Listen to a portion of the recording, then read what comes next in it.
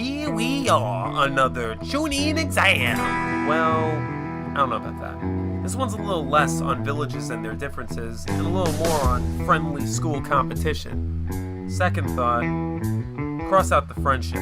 This is a fucking war.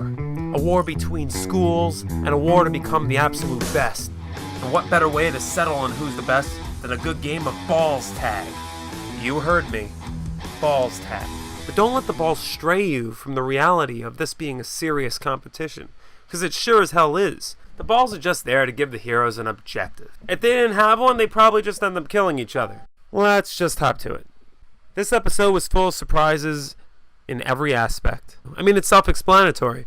I mean, we've had not only a ton of powers that we had to process in this one episode that we never seen before, but we also, had little twists in the episode, which I'll get to.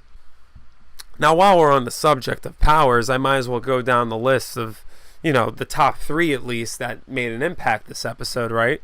And the characters behind them. So we might as well start off with Better Todoroki, aka Male Storm, who just ass-grabbed Mother Nature and threw a tornado at like 120 or 175 students of UA and eliminating them all by making it rain balls up in the joint.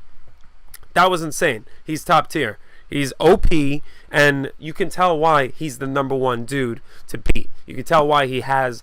Now, he probably has a story behind him, which is why he always gets held back or holds himself back or whatnot, which they'll probably cover eventually. But this guy is definitely Todoroki, if not better Todoroki level. I don't know whether he's going to cross paths with Todoroki or eventually he'll cross paths with Midoriya. So we have Shindo here, aka Other Midoriya. He's got powers that cause vibrations. Obviously, there's different levels to the vibrations because, well, this crazy bastard caused an earthquake. So, I mean, what more is to be said?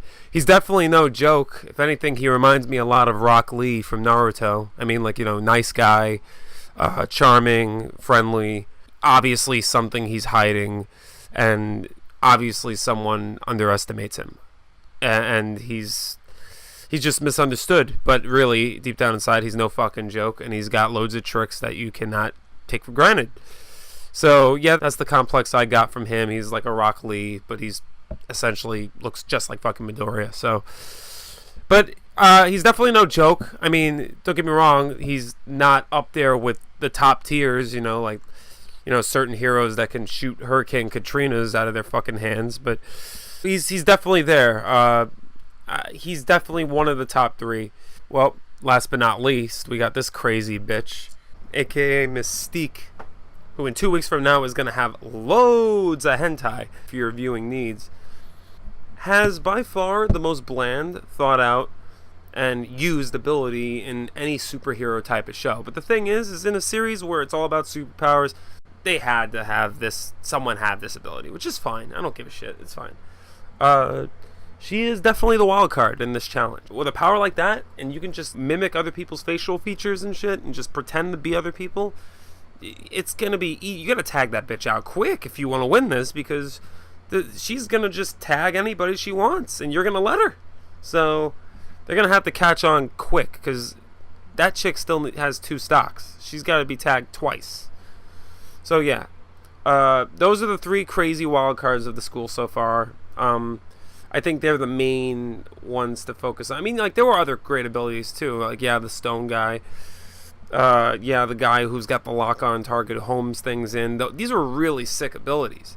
So to focus more on like the episode itself, it was very good. It was seeing all these powers clash, seeing these schools collide in a way where, 1, we didn't know what abilities the other schools had, but 2, we get to see them interact with UAs, characters. And that crazy twist where that chick imitated and shape-shifted herself into Midoriya's Poon Quest was freaking nuts.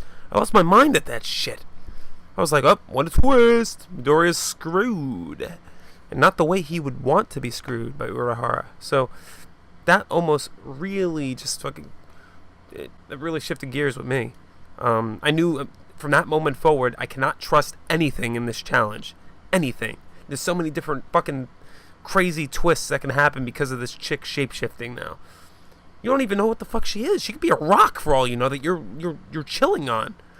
I have no idea, but it's crazy. this is a whole different environment of paranoia that the audience is in because of this chick now. So I just can't wait to see the next few episodes, see how it turns out. Everything is in the air so far. I mean, there's nothing much I could really comment on. Prediction-wise, one-on-one combat is a possibility, but I honestly think this is a Chunin exam level thing. Since it's a competition between two schools, they're obviously not going to just butt the heads of the two schools in a fucking balls game, you know what I mean, where they just tag each other. It's not going to be settled on a simple game of tag. They're going to have the best of both schools collide. So we're going to definitely see some one-on-one singles fights here. We're definitely going to see probably Todoroki and Mr. Typhoons. We're definitely going to see the two Midoriyas collide. And Kachan is probably going to go one-on-one with either the second Midoriya, because they already had that little interaction in the previous episode, or Kachan might go up against, you know what? Scratch what I said before. Midoriya is going to fight the chick. I think that's going to happen. And then Kachan, either Midoriya is going to fight the chick, or Urahara is going to fight the chick, and Kachan's going to fight the second Midoriya. That's my call on it in terms of one-on-one action. I'm getting ahead of myself because we don't even know if this is going to be one-on-ones unless you read the manga, because I didn't, so I don't know. Don't know spoilers. But I'm calling it. This is some Chunin exam level shit. We're definitely going to see one-on-ones. Total opposite of a one-on-one is what's happening with poor Todoroki right now. I don't know what he did, but the Anbu Black Ops clearly want to have a word with him. I don't know why the fuck they're here, though.